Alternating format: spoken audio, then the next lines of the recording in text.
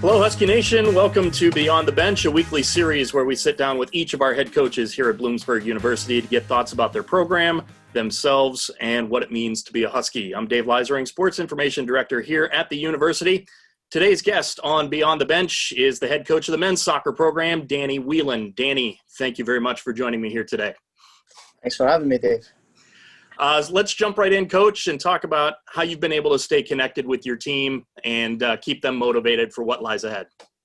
Yeah, I hope they're motivated. Like everyone, it's it's been tough. It's a lot of Zoom meetings, I'm sure, from the start, but really from the outset, this group we have are pretty good in terms of their self-motivation, in terms of their responsibilities that they and trust in themselves and each other. So I feel we've done a great job, and that's not to say we, I say the team itself, of really sticking together, being in touch with each other. Again, I think, from the start, our focus really was making sure that the guys got home, were safe, their families were safe, and that they focused on the academic part while we kind of, as a nation, came to grips, and a world came to grips with what was going on around us. And then as that, times went on, with the plans to come back to campus and, at one stage where we're hopefully having a season and then practicing and how it's developed, it's really just, again, keeping in touch with the guys, keeping them in the loop with what's going on, being open and honest with them, I think has been a big part of it, about what the information we're getting, communicating that with them, and,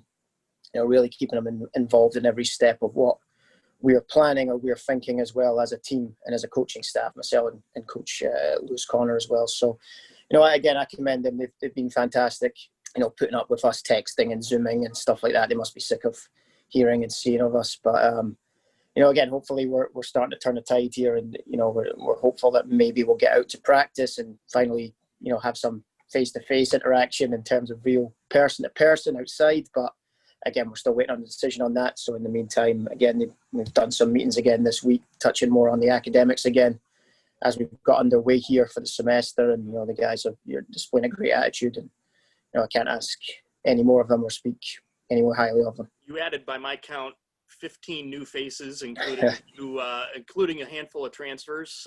Yep. Were you hoping for that number going in? And what do you expect from some of those new faces this season?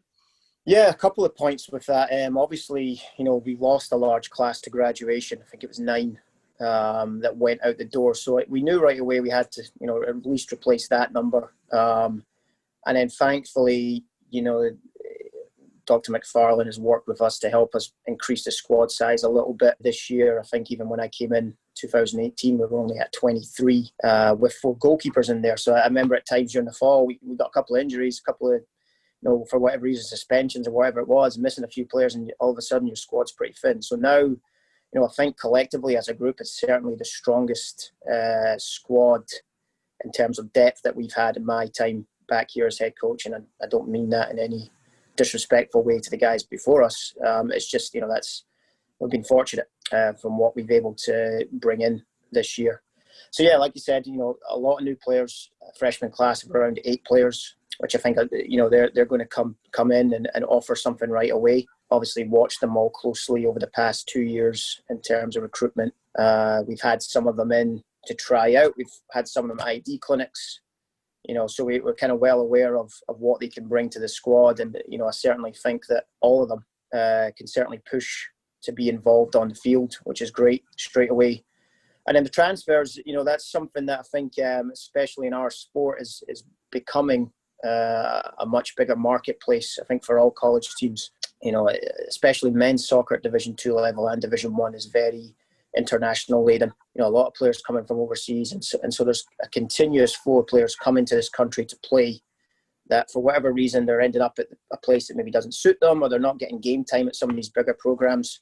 So I feel that's an area, we've been fortunate enough to tap into this year. We've picked up Joe Morris, who's coming from a very good Marshall University program that I believe made the Sweet 16 at least of the NCAA Division 1 tournament, and he played some minutes for them last year. But he's came here, wanting to play more game time, and obviously his family actually live in Pennsylvania now, so it's that one kind of worked out. But to bring in firstly a Division 1 transfer from a program like Marshall is a big statement for us, I feel. We've also brought in Harry Taylor from Wingate.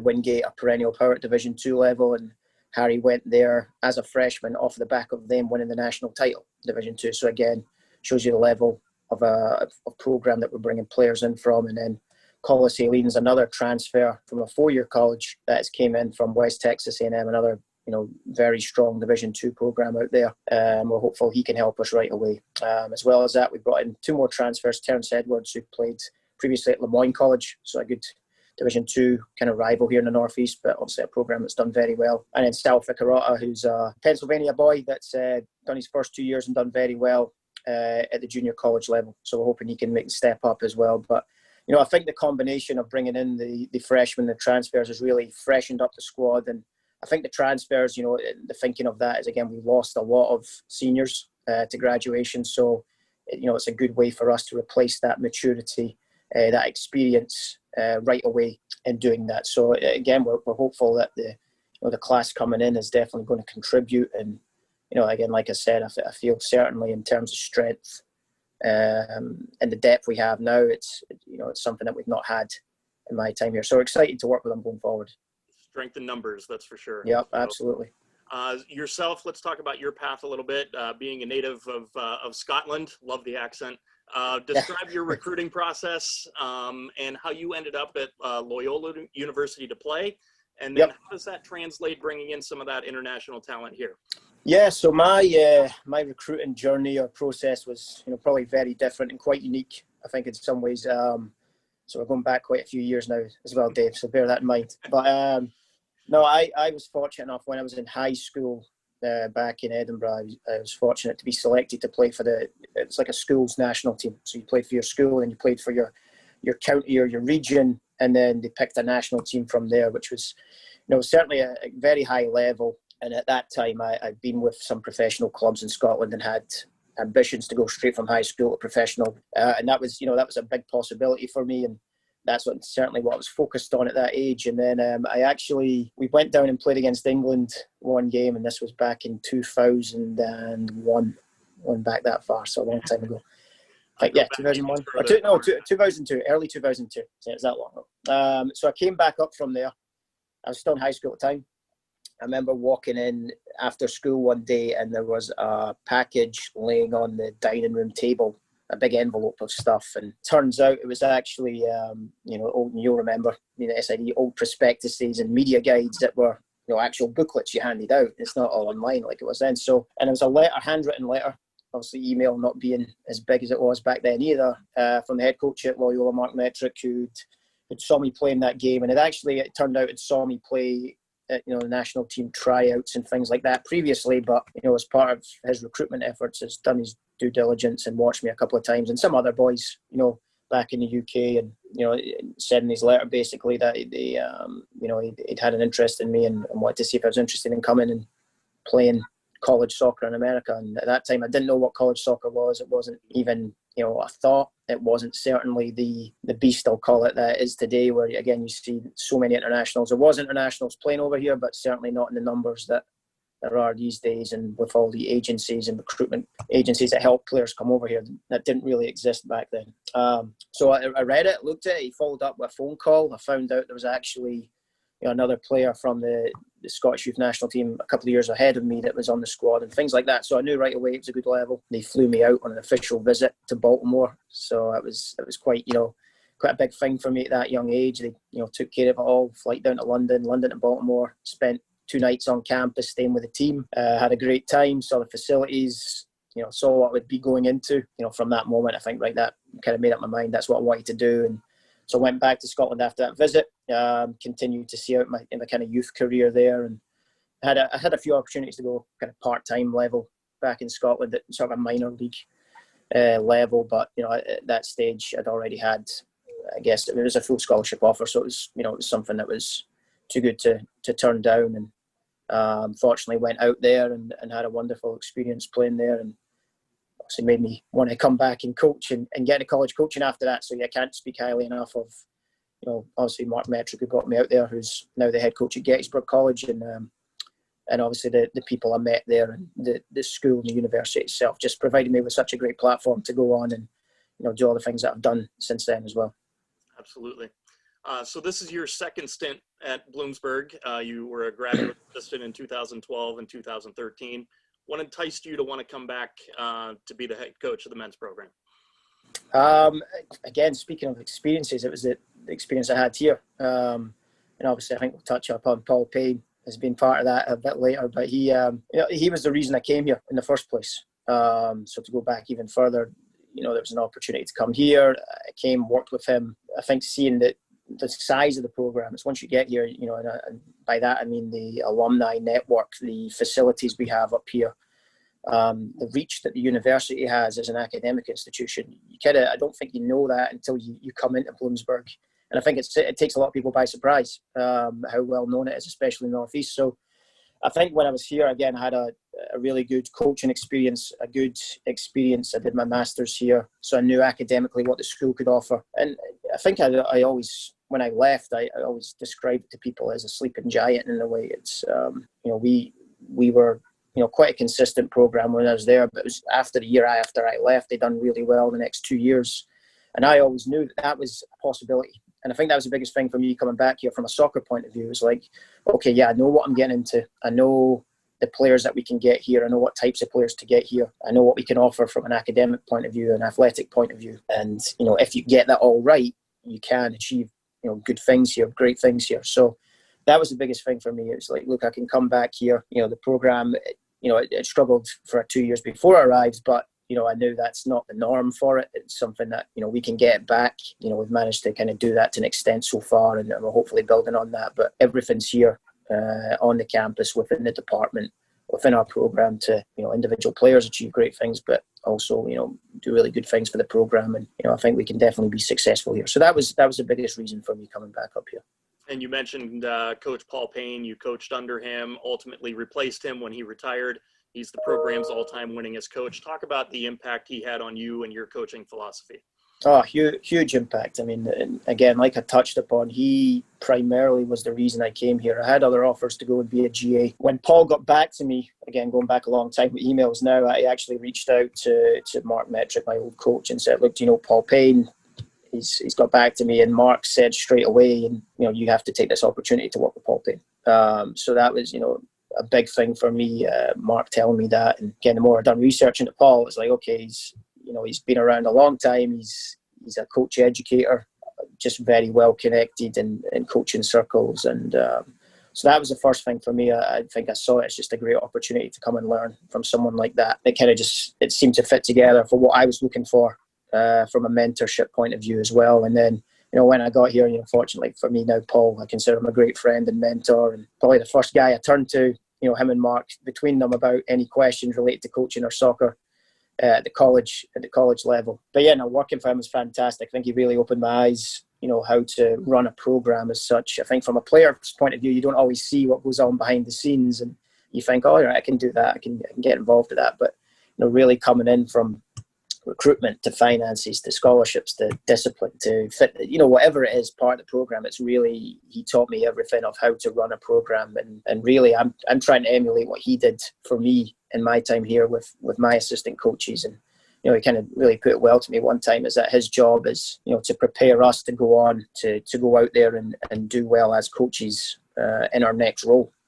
And he certainly did that for me when I was an assistant here, and again, that's what I've tried to do for I've worked fortunate enough to have Owen, Thomas, and now Lewis here with me. And again, I view a big part of my job, not only to utilise their strengths and use them and to help our program, but also to help them as individuals and teach them as much as I can about running a program, and obviously any coaching tips I can give them. But just really to enable them to go on and hopefully have a career if that's what they want to do in college coaching or any type of coaching.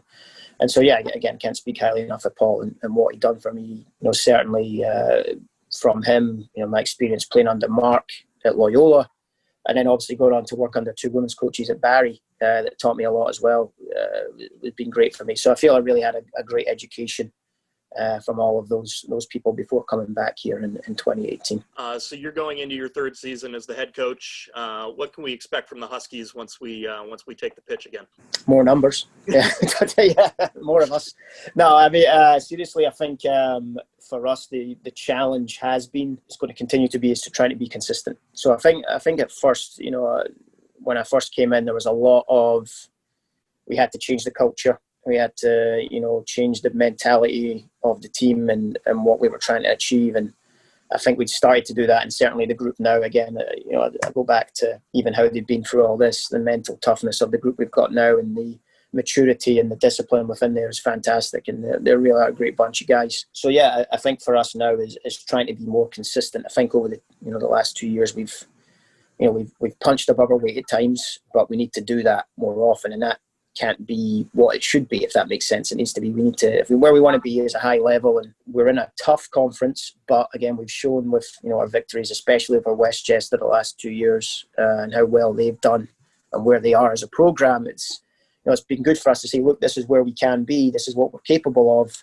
The challenge for us now is to do that on a more consistent basis and string together a more consistent season. So again, I'm hoping that increasing the depth of the squad is going to help with that. It's been certainly a learning process for me as well as the team. But again, I think we're definitely on the right track.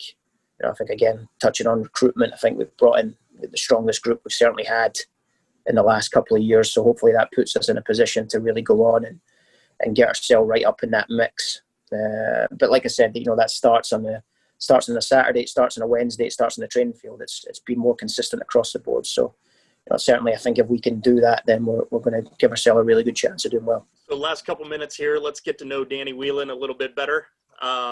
So your favorite sports teams growing up? It'd have to be the Scotland national team for soccer. I say favourite, not always enjoyable.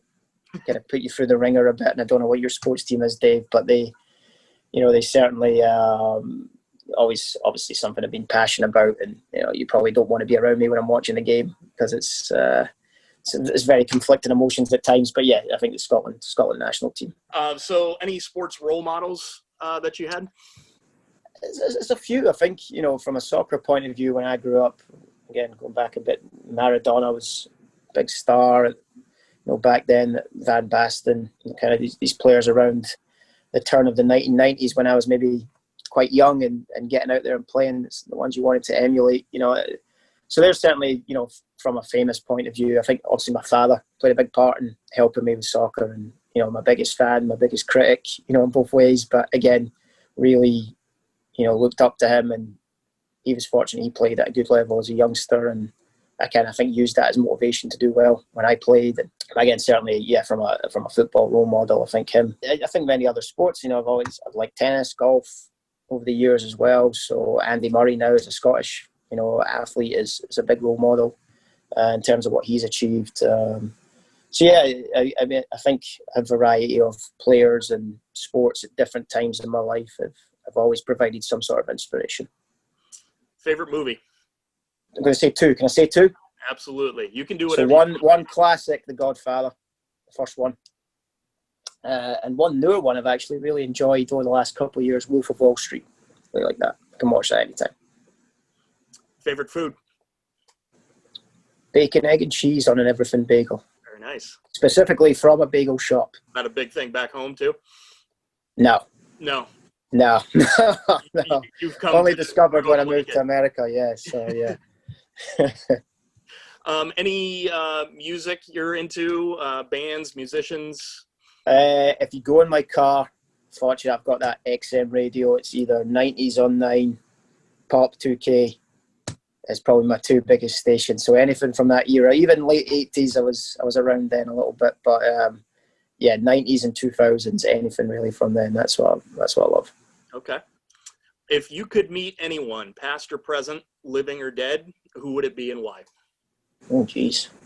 It's a tough question. I think there's a couple. I think, certainly as I've got older, having more of an interest in history and politics, I think people, Nelson Mandela would be one, Winston Churchill, sort of leaders from different eras, I think would, certainly be interesting to sit down with and chat and even from a coaching point of view, again, we talk about leadership a lot. How obviously that's a huge part of what we do, and I think certainly people like that tapping into knowledge of those people and how they became great leaders would certainly be something that I'd relish. And then last question, what's the best thing about Bloomsburg University? I say this with a heavy heart right now. It's the campus. It's the vibrancy. Certainly missing it, and I'm sure you are, as everyone is. And again, when you come onto campus, it's just as usually so busy. There's people everywhere, all different types of people. There's lots of things going on. There's always something happening. So again, I can't wait till that's back. Right now I'm definitely missing that. And again, certainly a draw for me coming back here was the atmosphere on campus. It's a great size. There's, like I said, plenty going on, plenty to do, and then usually there's always something going on. So, hopefully we get those days back very soon. But yeah, certainly for me, again, I think people, when they step on here and step onto campus, they feel that energy right away, and that's certainly the best thing about Bloom for me. Danny, thank you. I really appreciate you joining me here today, and we're looking forward to an exciting season of men's soccer when we're able to take the field again. Thanks, Dave. Appreciate it. Danny Wheelan, the head coach of the Bloomsburg University men's soccer team. I'd like to thank Husky Nation for tuning in to Beyond the Bench here today. We hope you enjoyed it. We look forward to sitting down next week with another Huskies head coach. For everything Huskies, visit our website, buhuskies.com. Be sure to follow us on Twitter, Facebook, and Instagram. Again, I'm Dave Leisering. We'll see you next week on Beyond the Bench. Have a great day, and go Huskies.